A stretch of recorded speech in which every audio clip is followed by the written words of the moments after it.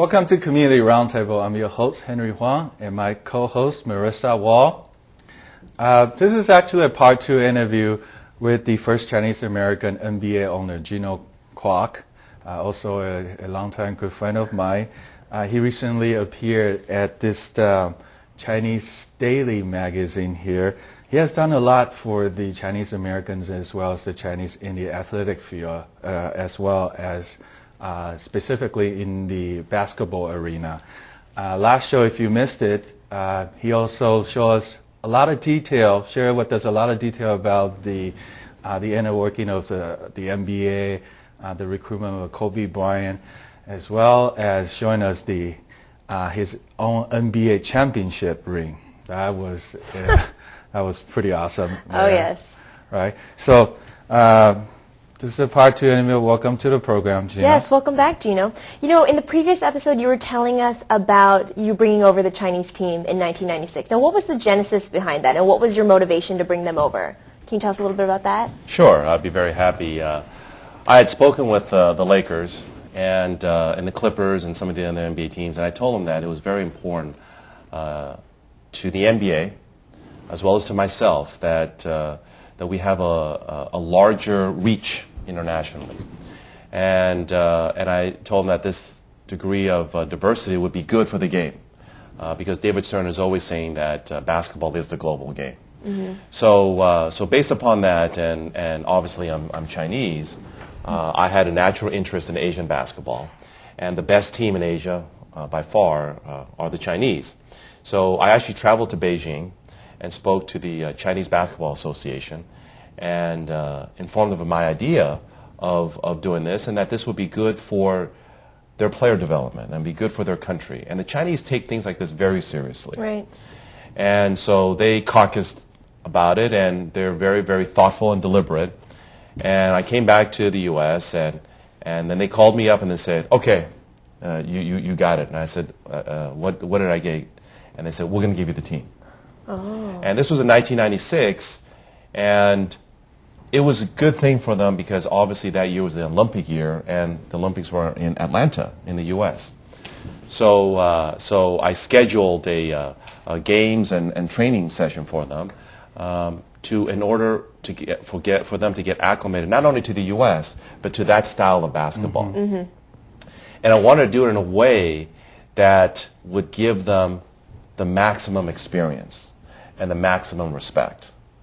So what we did was we not only put together a interchange between their coach and a number of NBA coaches, including the Laker coach at the time, but also practices, as well as putting a game between them and the Magic Johnson All-Stars. Mm-hmm. So Magic Johnson actually played against this team. Mm-hmm. Oh. And also I made sure that they played against the Lakers Summer League team, which just happened in 1996 to have both Kobe Bryant and Derek Fisher. Wow, you really opened doors for all of them. Incredible. So were any, who are the members of this Chinese team? Were any of them making an NBA? Well, when I think about that time, I always think about the time that I was with Kobe Bryant, and we were in the Long Beach Marriott elevator. And I had informed him at that time that he was going to be playing my team. I just kind of making fun of light of the situation. So I said, Kobe, you've been beating these other NBA teams, but you can't beat my team. Right? My team is a special team. Oh, yes. And he goes, Gino goes, what is your team? I said, my team is the Chinese Olympic team. And so Kobe, being 17 years old, he needed to take a few seconds to kind of figure out what did that mean, right? So he's kind of trying to visualize this, right? But it was hard for him, so he turned to me after several seconds and he asked me, he said, Gino, are there any tall players on this team? And you're thinking, oh my goodness. And I told him, I said, Kobe, my players, my team, height-wise, is much taller than your team. They're taller than your Laker Summer League team. And then Kobe smiled and said, in that case, I'm going to dunk over every one of them. Oh, really? He said that? That's what he said. And it was a game that obviously I will never forget. There were a number of players that were on that team. One of the players was Wang Zizi. Yeah. Mm-hmm. And Wang Zizi at that time was a kid. He was only like 18 years old or something like that. And as we know, he was the first Chinese player to ever play in the NBA.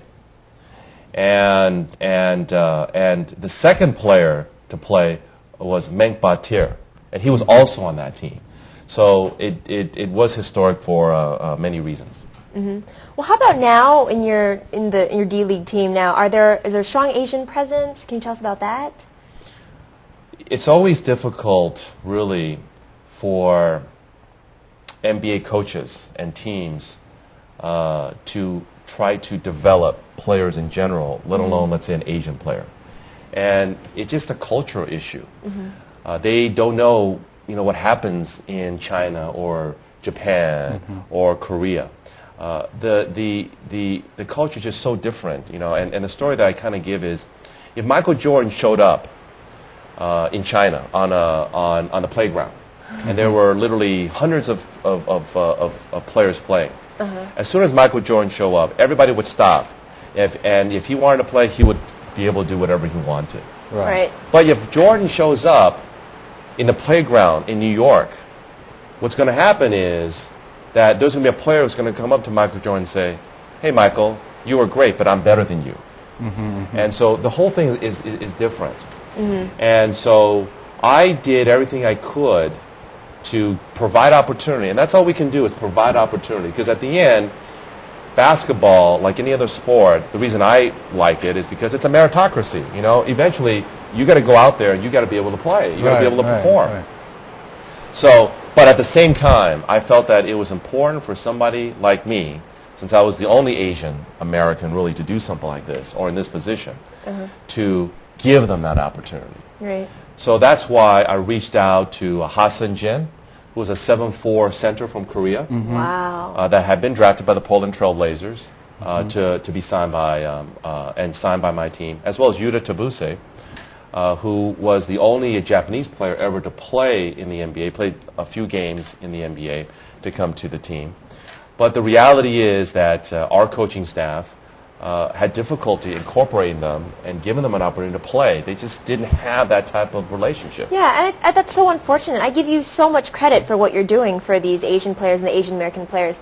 And it's just really about the mentality. So what can we do to change these perceptions to kind of, open up the way for these players? Progress, just like in anything else, has to be measured in increments. You cannot have a great leap forward, if you will. And when I brought Ha, for example, over against really the wishes of my head coach at that time. And my head coach, to be fair to him, he was very qualified. He had been a player in the NBA for 12 years. He had coached for 13. He was an assistant coach with the Houston Rockets when they won their back-to-back NBA championships. He was an assistant coach with the Lakers when Rudy Tomjanovich was the coach, the head coach for that short period of time.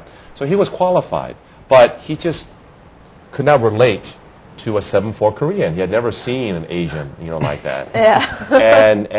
and he just, didn't give him an opportunity to play. So, we got to do what we can do to create a level playing field. Right. Yes. Right. And eventually, it will make a difference. But it's not going to make a difference overnight. And one of the causes that, to me, is very important, and I do have a passion for this, is to provide opportunity to Asian Americans in everything that we can do. And in my area, it's sports. And so to provide an opportunity is not to give them favoritism. Because, again, eventually they have to perform.